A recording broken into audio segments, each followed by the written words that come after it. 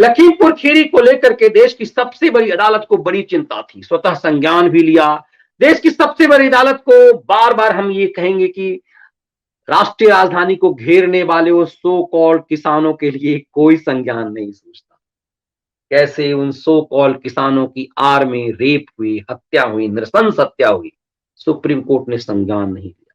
लेकिन उन्हीं किसानों के स्वरूप में लखीमपुर खीरी में एक घटना हुई। इसमें सरकार के द्वारा बेहद सख्त रूप अख्तियार करते हुए देश के गृह राज्य मंत्री के बेटे को 3-4 दिन के अंदर अरेस्ट कर लिया गया। लेकिन संज्ञान लेने वाले सुप्रीम कोर्ट को लगातार योगी सरकार से बड़ी आपत्ति थी और लोग रोज वो योगी सरकार को फटकार लगा रही थी। हमने विश्लेषण में आपसे कहा था कि सुप्रीम कोर्ट जब फटकार लगा रही थी तो हरीश साल्वे जैसे वकील जो यूपी सरकार की वकालत कर रहे थे, उन्होंने कहा मिलॉर्ड, आपको जब भरोसा नहीं है तो आप ही कुछ कमेटी बना दीजिए, आप ही जांच कर लीजिए।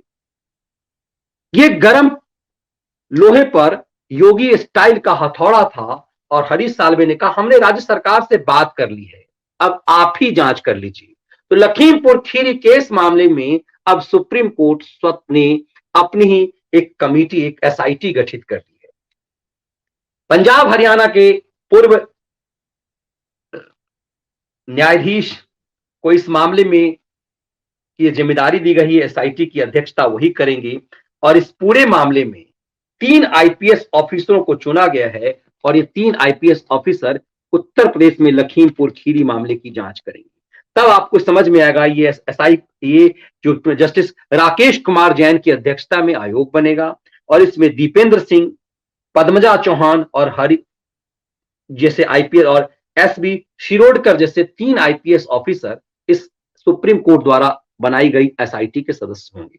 मतलब योगी अब उन मामलों से मुक्त हो गए कि जब आए मुंह उठा करके सुप्रीम कोर्ट ने योगी पर कमेंट्स कर दिया। योगी सरकार ने कहा हम इतने पारदर्शी हैं, यदि तुम्हें हमारे ऊपर भरोसा नहीं है तो अपना आयोग बनाओ और जांच कर लो कि लखीमपुर खीरी में क्या हुआ है। योगी ने अपने इस स्टैंड से खैराती, खलिहर खैराती इन सब के मुंह पर चाबी लगा दी है। वैसे ये मानेंगे नहीं, गुजरात में भी यही हुआ था। जो नरेंद्र मोदी की सरकार ने कहा कि आप एसआईटी बना लीजिए और सुप्रीम कोर्ट ने अपनी निगरानी में एसआईटी बनाई, एसआईटी को कुछ भी नहीं मिला। लेकिन आज भी खैराती और खलिहर खैराती नरेंद्र मोदी को गुजरात दंगे के लिए दोषी ही मानते हैं। और इसी मामले में नरोदा पाटिया का मामला एक बार फिर आज भी सुप्रीम कोर्ट में कपिल सिब्बल लेकर के पहुंचा हुआ है। ये अलग बात है कि खैराती चिल्लाते रहेंगे, लेकिन इस बदले दौर में जब मेन स्ट्रीम मीडिया की चलती नहीं, चलती सोशल मीडिया की है, उसमें पब्लिक समझती है, ये पब्लिक है कि सब जानती है। आगे आगे देखिए होता है क्या।